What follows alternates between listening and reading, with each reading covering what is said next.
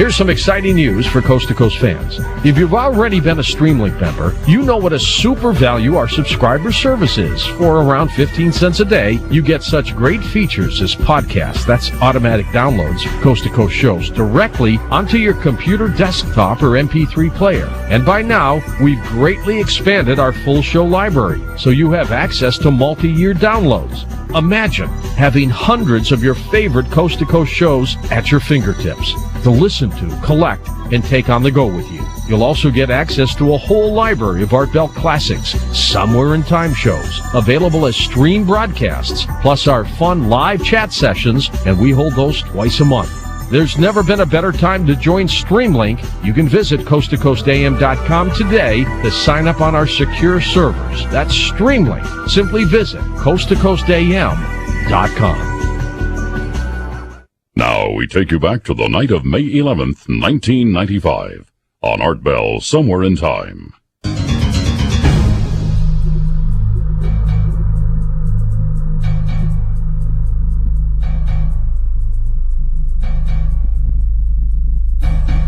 Now, let's go down to Arizona and talk to somebody who knows about Ebola and new diseases and maybe has a little new information for us this morning. Researcher, author, lecturer, Lindsay Williams. Lindsay, welcome back to the program.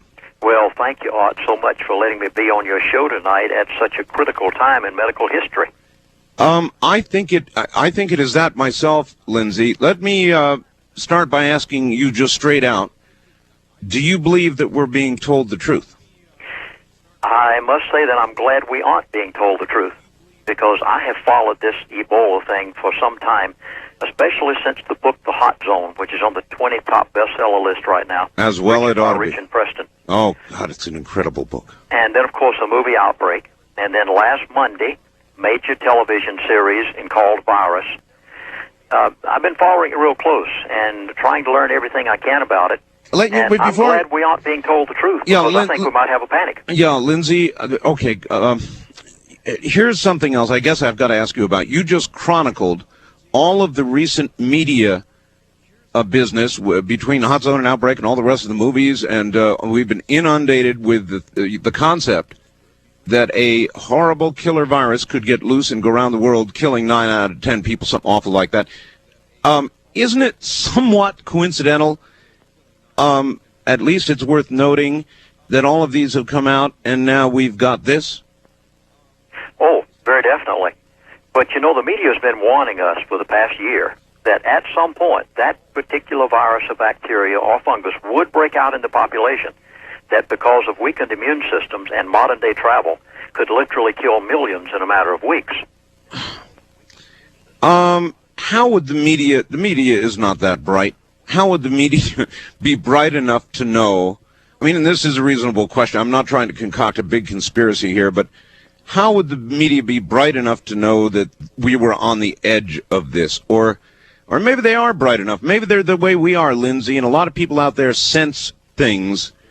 And so maybe they just sensed it and thought, oh, here's good drama, and did a lot of shows about it.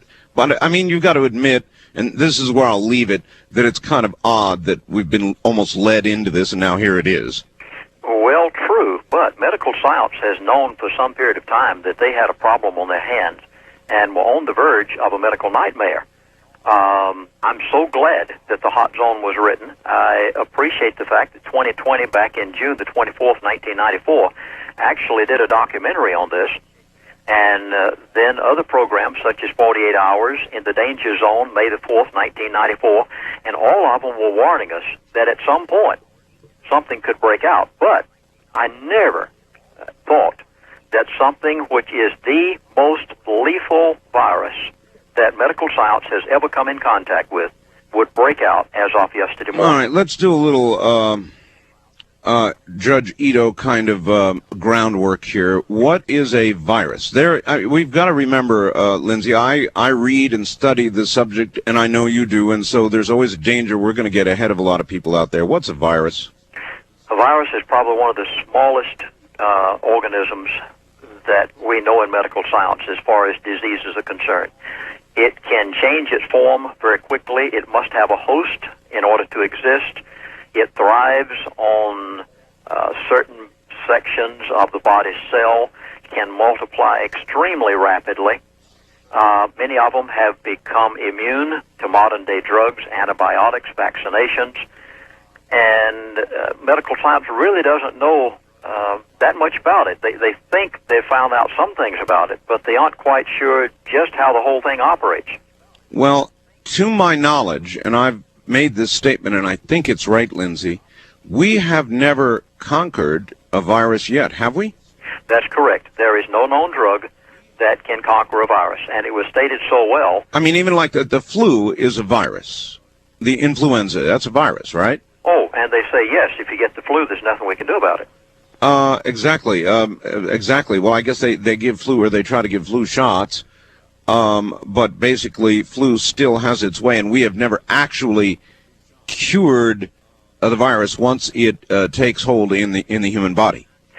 That's correct. In fact, the September the 12th, 1994 edition of Time magazine actually had a full half page explaining in drawings and diagrams just how a virus works. And even there, they indicated they aren't quite sure that this is the real answer. So medical science is somewhat still in the dark as to why it can flip-flop. For instance, a virus can become, a bacteria can become contaminated with a virus. And they can flip-flop back and forth between the two, so medical science says. One time they'll call it a virus, the next time they'll call it a bacteria, and then it might be a bacteria infected with a virus. And that's the reason for these mutations, as you stated a moment ago. They aren't really quite sure if this is one of the viruses, the Ebola viruses, that they've ever seen before.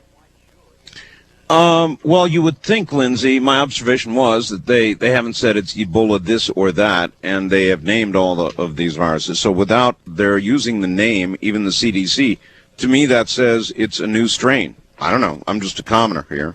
Well, now this morning, Thursday, May the 11th, 1995, USA Today, in that nice little box they're putting down in the right-hand corner, they say, quote, "The mysterious and deadly Ebola virus has been found in blood samples taken from desperately ill people in Kikwik, Zaire," and it goes on to say that the Center for Disease Control has officially, as of this morning, Mr. Ralph Henderson, World Health Organization, and the Center for Disease Control actually confirmed this morning that it is Ebola.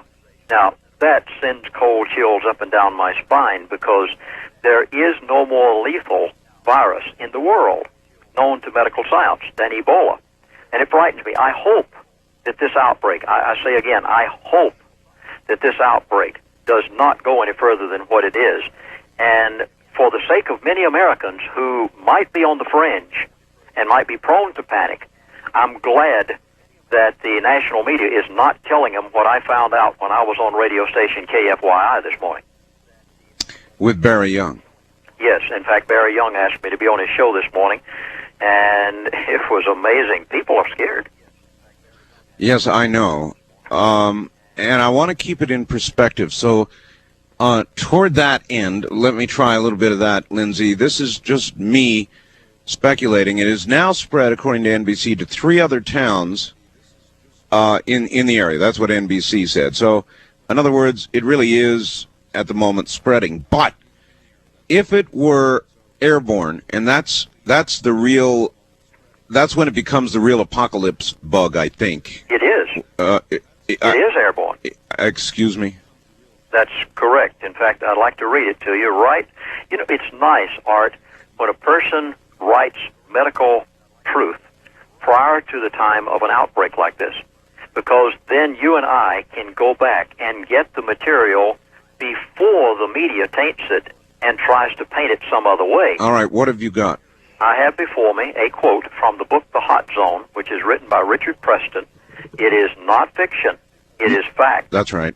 And this was written back, a year and a half ago, top 20 bestseller list right now, and I quote right out of his book. Now, this was prior to the outbreak of yesterday. That means that he did not have to be biased in any particular direction when he was writing this book. He could tell the facts. That's a point well taken. Here it goes. It is called Ebola virus, and if it should crash into the human race, as HIV, another African virus, has done, 90% of the human population would be wiped out. It is airborne. It is extremely contagious. There is no vaccine, no known cure. It is so lethal that even spacesuit-clad biohazard experts are reluctant to come near it.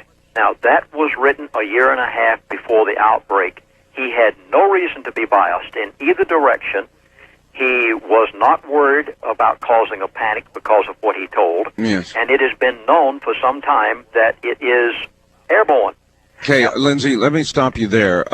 You heard me mention again in coverage that we've been getting from a lot of sources that the hospital in Kikwit was abandoned. They said the CDC team said it was one of the most eerie things they've ever seen. Doctors and nurses fleeing, and they have no idea where they've gone, by the way. Even the patients gone. Now, if it was not airborne, what about it could scare them so much to do that? I've been thinking about that today. Well, I don't think there was anything that would. Let me put it the best that I think I've ever seen it put, and that was in the New York Times. I never believed I would see it in this tabloid. Well, I'll tell you what. Hold on. That's a good hook, Lindsay. We're at the bottom of the hour here, so let me drive this big vehicle to the bottom of the hour, and we'll let that one hang in the air. The discussion this morning, Ebola. If you are frightened by this sort of programming, you probably ought to be tuning out very quickly. For the others, we'll be back. You're listening to Art Bell, Somewhere in Time on Premier Radio Networks. Tonight, an encore presentation of Coast to Coast AM from May 11th, 1995.